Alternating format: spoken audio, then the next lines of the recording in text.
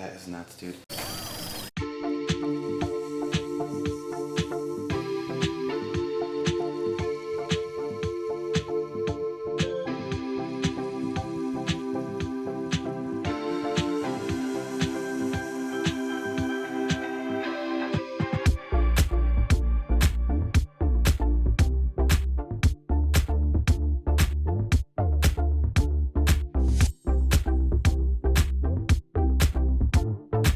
Hey everybody, we're back with a brand new Q&A. Q&A. We haven't thought of a cool name for it. AEP, JKR, Q&A. Yeah, Q&A. All right, so I asked for some questions on Instagram like last time. So we're just going to go through the questions. I actually had Summer, who helps with some of my social media, she compiled this, and neither of us have seen these yet. Oh, that's right. Big shout out to Summer. Yeah, we're going to kind of run these on the fly. And see oh, that's right, because you were in here, you told her just to get the good ones. Right. So we're not going to be taken by surprise or anything. No, we will be. I mean, we are going to take him by surprise, because last time we didn't. We knew what, Right. So we had a chance to get our answers ready. So, this is from Oodles and Noodles. Okay. Miguel, after seeing this facility, what changes do you want to make to yours? Oh my goodness, everything. It's funny, I was talking to Justin, and I think Justin, having so many different facilities, from a small one to a medium to a big one, seeing him, change everything from the start to finish from the beginning, is I would probably have Justin come over and help me do a layout for my new facility. Yeah, you really can't anticipate these. You gotta learn by doing. My facility would not look like this if I hadn't gone through a medium facility and learned lessons and done it again later. But to answer your question, I'd want to change everything. All right, hypothetical. What other species would you like to work with on a large scale if you didn't have ball pythons? From Grand Reptiles. That's an easy one for me. Is it? Dude, my favorite snake, I'm just gonna answer just because I have a favorite snake in my whole collection. I would love to work with Black Eastern Indigos.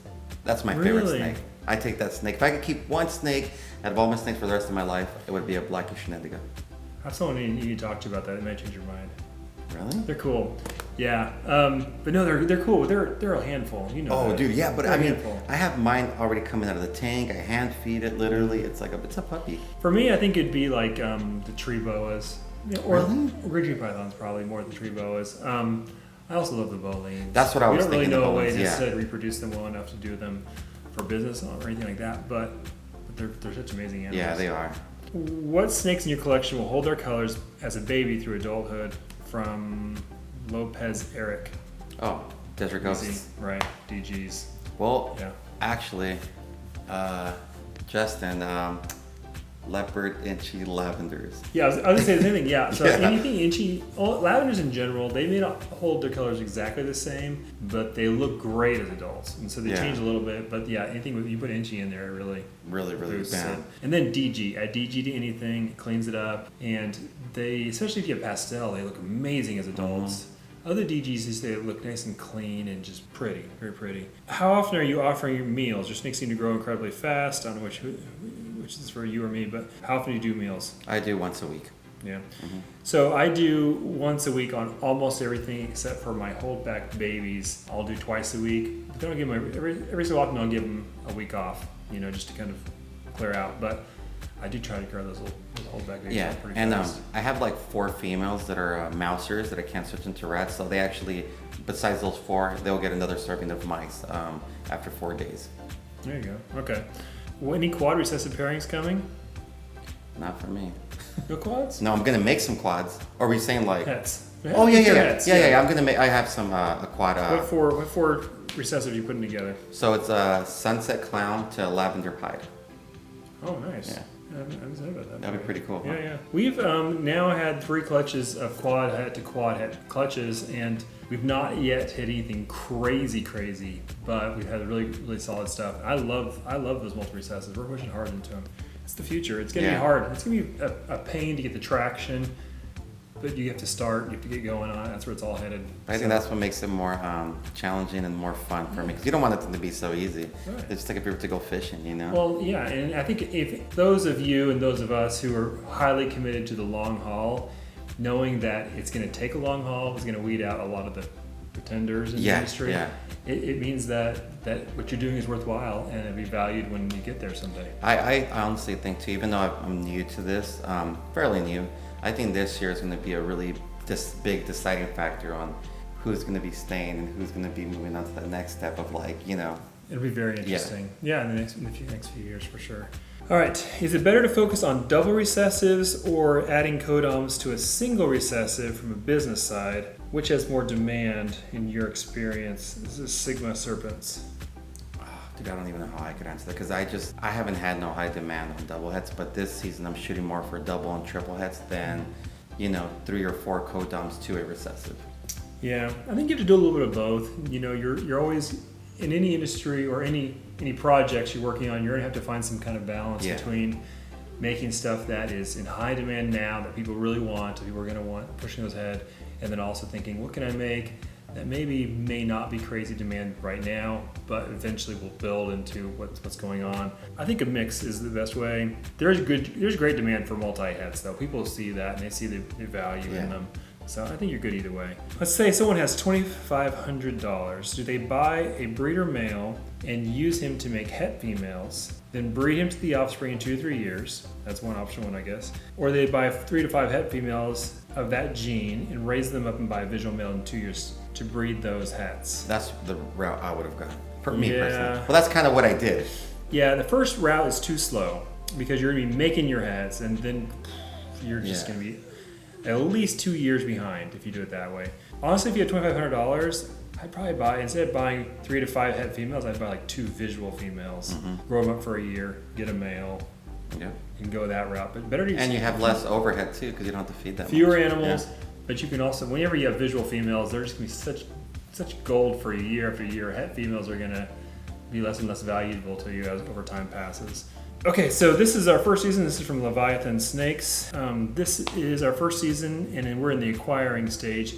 We bought into the Sunset Project, this will be for you then, back in October, and are wondering what morphs you would invest into with the goal of working them into the Sunset Project line. So what works well with Sunset? So right away, Inchy and Yellow Belly work amazing with Sunset. Banana does too. I think Banana Sunsets look really, really good. Yeah.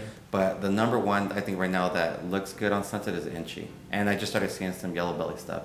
But Sunset's still fairly new. You don't really see that many, simple Codom genes in Sunset. So it's really, hard. The best stuff may still be out there. You're saying. Like the best combos might be out there. There hasn't been no leopards, done in them. I mean, there's just a spot.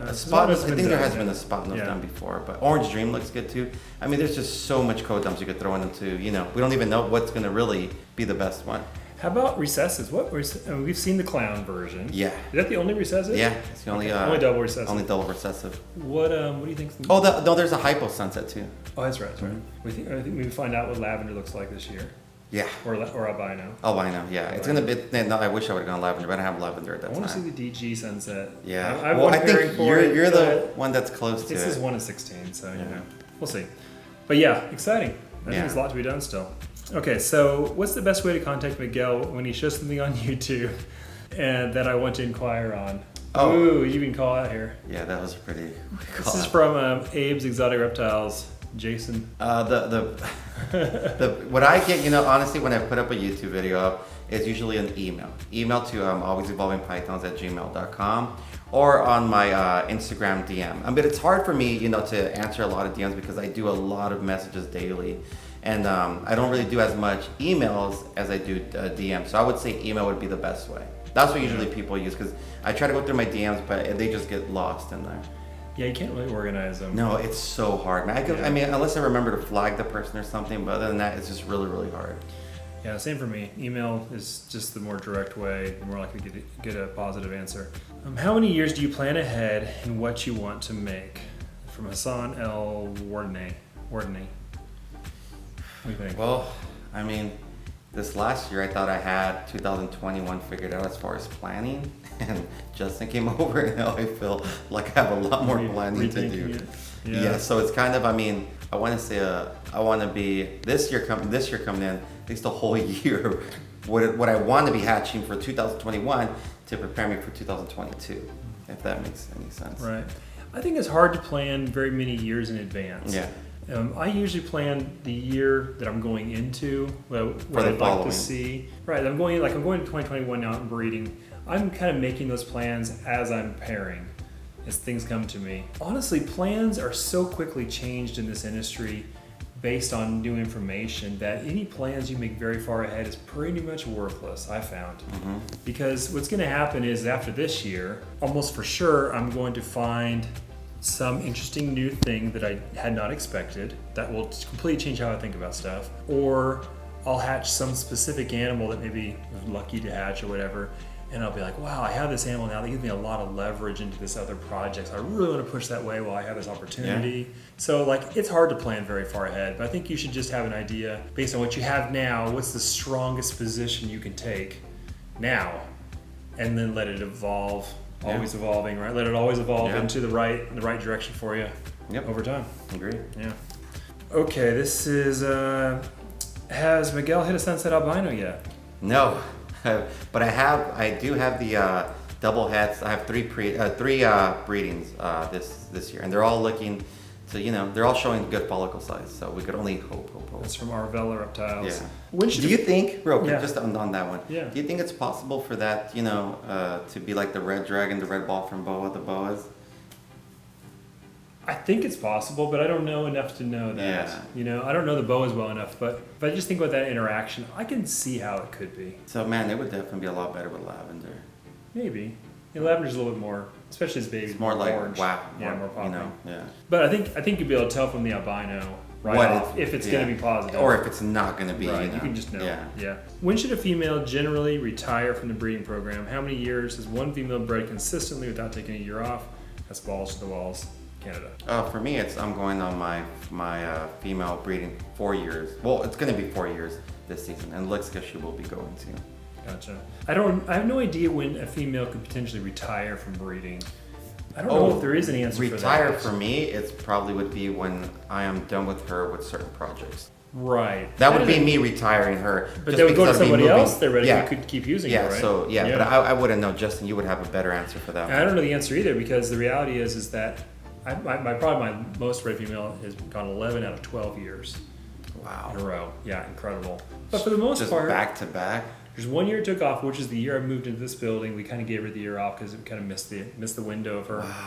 But yeah, super hyper consistent. That's pretty cool. I bought her from Brian Barczyk, my most consistent girl ever. I bought her as a baby from Brian. What is it? 2005. It was a regular clown female. Oh my gosh. Back when they were like 10 grand. I bought one from Brian Barczyk in Daytona, 2005.